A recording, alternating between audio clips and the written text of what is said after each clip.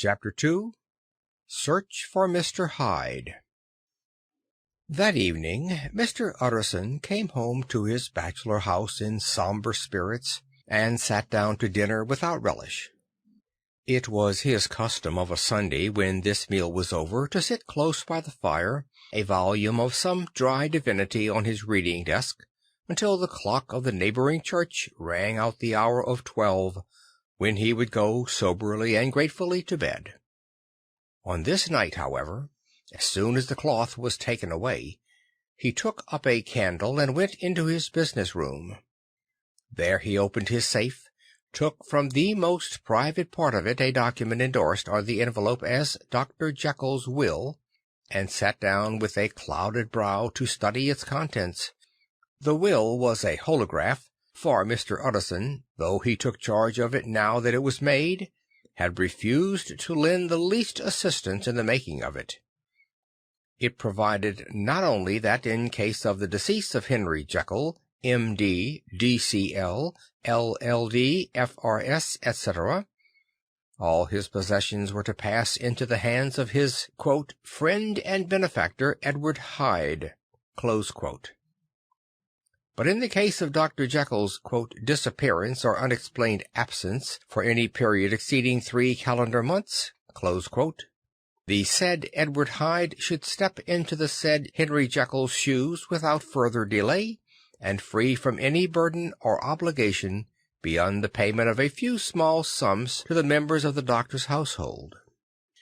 This document had long been the lawyer's eyesore. It offended him both as a lawyer and as a lover of the sane and customary sides of life, to whom the fanciful was the immodest. And hitherto it was his ignorance of Mr. Hyde that had swelled his indignation. Now, by a sudden turn, it was his knowledge. It was already bad enough when the name was but a name of which he could learn no more. It was worse when it began to be clothed upon with detestable attributes, and out of the shifting, insubstantial mists that had so long baffled his eye, there leaped up the sudden, definite presentiment of a fiend. "I thought it was madness," he said, as he replaced the obnoxious paper in the safe, "and now I begin to fear it is disgrace." With that he blew out his candle, put on a greatcoat, and set forth in the direction of Cavendish Square, that citadel of medicine where his friend the great Dr. Lanyon had his house, and received his crowding patients. If anyone knows, it will be Landon, he had thought. The solemn butler knew and welcomed him. He was subjected to no stage of delay, but ushered directly from the door to the dining-room, where Dr. Lanyon sat alone over his wine. This was a hearty, healthy, dapper, red-faced gentleman, with a shock of hair prematurely white, and a boisterous and decided manner. At the sight of Mr. Utterson he sprang up from his chair and welcomed him with both hands. The geniality, as was the way of the man, was somewhat theatrical to the eye, but it reposed on genuine feeling. For these two were old friends, old mates both at school and college, both thorough respecters of themselves and of each other, and, what does not always follow, men who thoroughly enjoyed each other's company. After a little rambling talk, the lawyer led up to the subject which so disagreeably preoccupied his mind. "I suppose, Lanyon," said he, "you and I must be the two oldest friends that Henry Jekyll has?" "I wish the friends were younger," chuckled Dr. Lanyon, "but I suppose we are." "And what of that? I see little of him now." "Indeed," said Utterson. "I thought you had a bond of common interest." "We had," was the reply. "But it is more than 10 years since Henry Jekyll became too fanciful for me. He began to go wrong in mind, and though of course I continue to take an interest in him for old sake's sake, as they say, I see and I have seen devilish little of the man." "Such unscientific balderdash!" added the doctor, flushing suddenly purple, "would have estranged Damon and Pythias." This little spirit of temper was somewhat of a relief to Mr. Utterson. They have only differed on some point of science, he thought, and being a man of no scientific passions, except in the matter of conveyancing, he even added, "It is nothing worse than that." He gave his friend a few seconds to recover his composure, then approached the question he had come to put. "Did you ever come across a protégé of his, one Hyde?" he asked. "Hyde?" repeated Lanyon. "No, never heard of him since my time." That was the amount of information that the lawyer carried back with him to the great dark bed on which he tossed to and fro until the small hours of the morning began to grow large. It was a night of little ease to his toiling mind, toiling in mere darkness and besieged by questions. 6 o'clock struck on the bells of the church that was so conveniently near to Mr. Utterson's dwelling, and still he was digging at the problem. Hitherto it had touched him on the intellectual side alone, but now his imagination also was engaged, or rather enslaved, and as he lay and tossed in the gross darkness of the night and the curtained room, Mr. Enfield's tale went by before his mind in a scroll of lighted pictures. He would be aware of the great field of lamps of a nocturnal city, then of the figure of a man walking swiftly, then of a child running from the doctors, and then these met, and that human juggernaut trod the child down and passed on regardless of her screams. Or else he would see a room in a rich house, where his friend lay asleep, dreaming and smiling at his dreams, and then the door of that room would be opened, and the curtains of the bed plucked apart, the sleeper recalled, and lo! there would stand by his side a figure to whom power was given, and even at that dead hour he must rise and do its bidding. The figure in these two faces haunted the lawyer all night, and if at any time he dozed over, it was but to see it glide more stealthily through sleeping houses, or move the more swiftly and still the more swiftly, even to dizziness, through wider labyrinths of lamp-lighted city, and at every street corner crush a child and leave her screaming. And still the figure had no face by which he might know it, even in his dreams. It had no face, or one that baffled him and melted before his eyes, and thus it was that there sprang up and grew apace in the lawyer's mind a singularly strong, almost an inordinate curiosity to behold the features of the real Mr. Hyde. If he could but once set eyes on him, he thought, the mystery would lighten and perhaps roll altogether away, as was the habit of mysterious things when well examined. He might see a reason for his friend's strange preference or bondage, call it which you please, and even for the startling clause of the will. At least it would be a face worth seeing, the face of a man who was without bowels of mercy, a face which had but to show itself to raise up in the mind of the unimpressionable Enfield a spirit of enduring hatred. From that time forward Mr. Utterson began to haunt the door in the by-street of shops. In the morning, before office hours, at noon, when business was plenty and time scarce, at night, under the face of the fogged city moon, by all lights and at all hours of solitude or concourse, the lawyer was to be found on his chosen post. "If he be Mr. Hyde," he had thought, "I shall be Mr. Seek." And at last his patience was rewarded. It was a fine, dry night, frost in the air, the streets as clean as a ballroom floor, the lamps unshaken by any wind, drawing a regular pattern of light and shadow. By 10 o'clock, when the shops were closed, the by-street was very solitary, and, in spite of the low growl of London from all round, very silent.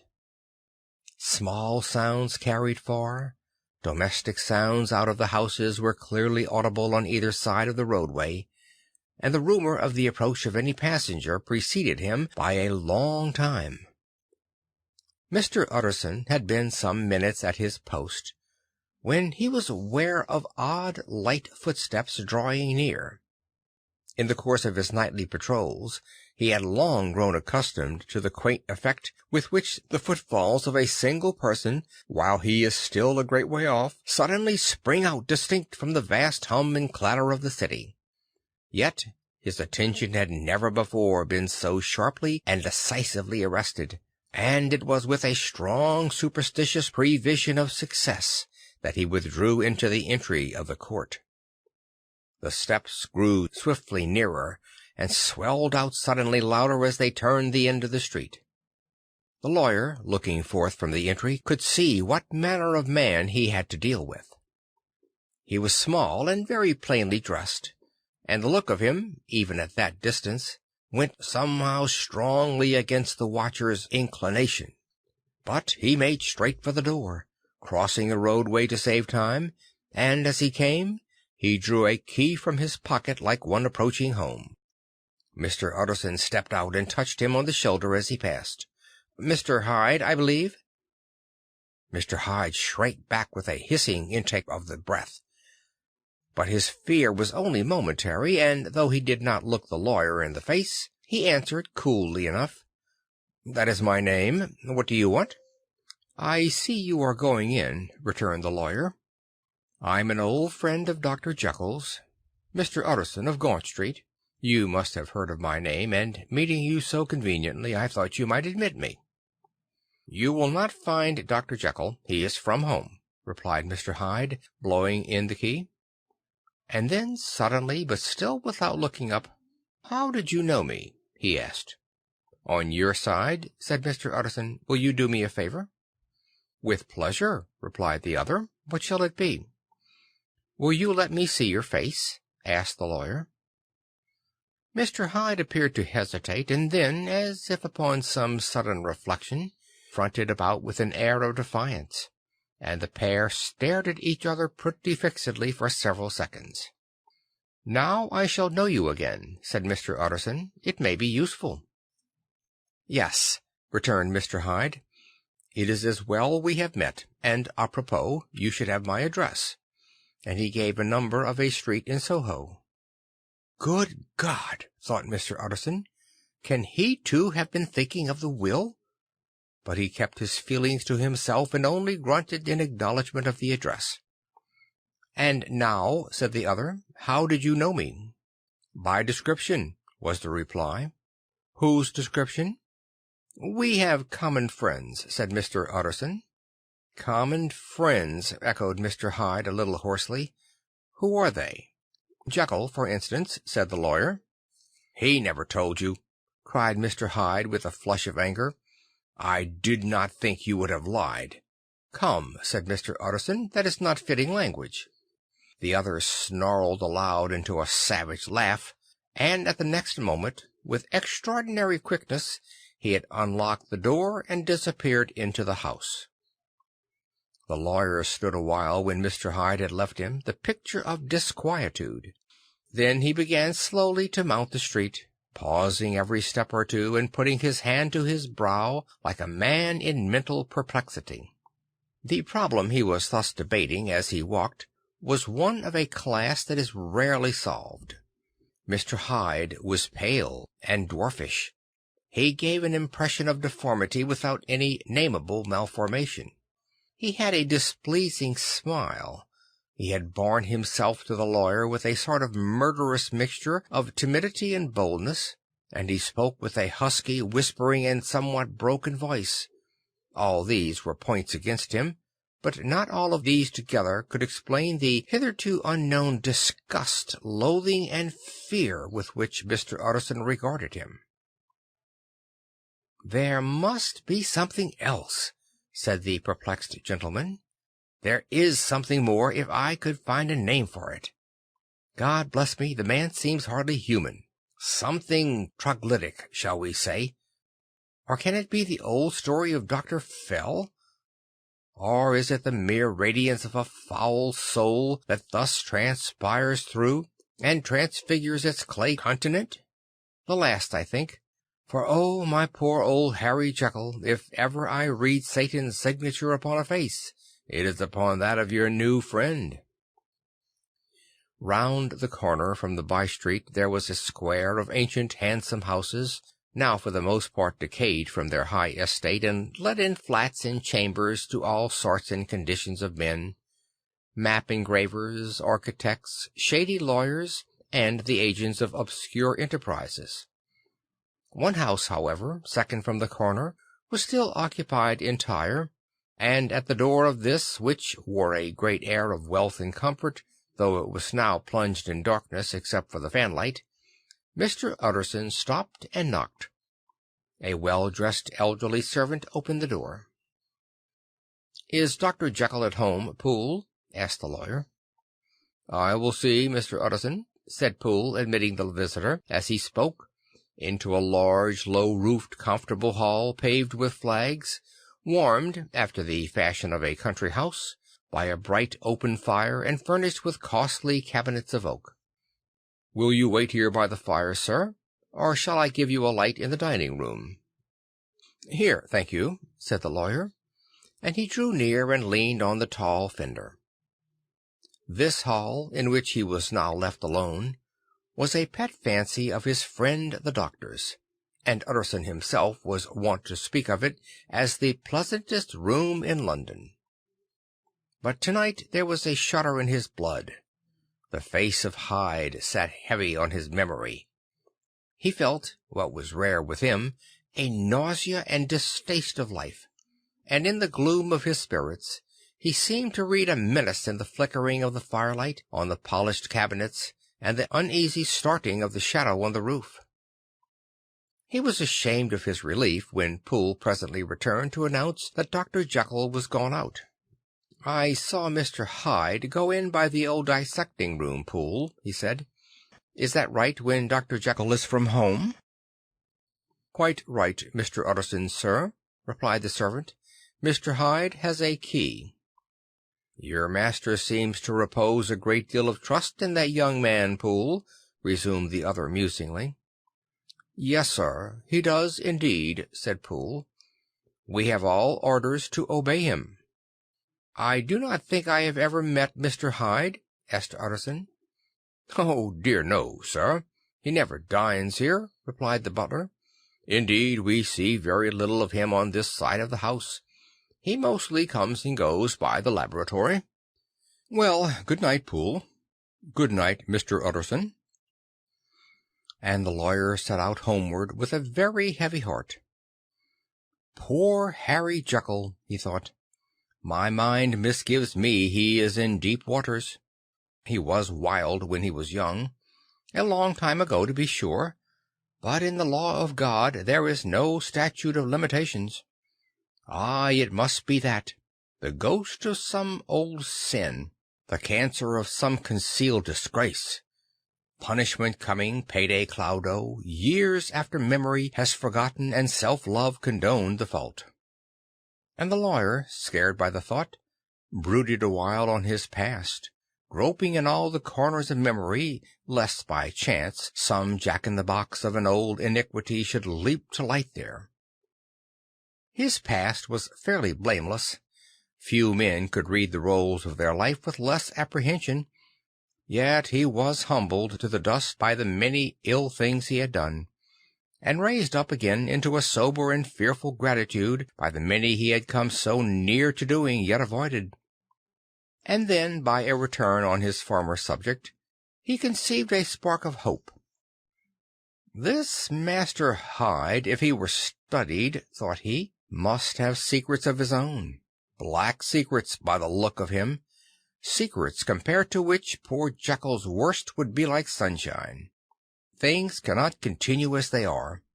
It turns me cold to think of this creature stealing like a thief to Harry's bedside.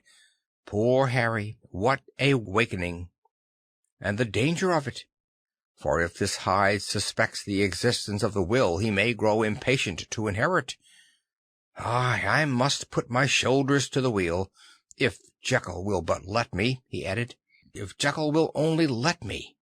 For once more he saw before his mind's eye, as clear as transparency, the strange clauses of the will.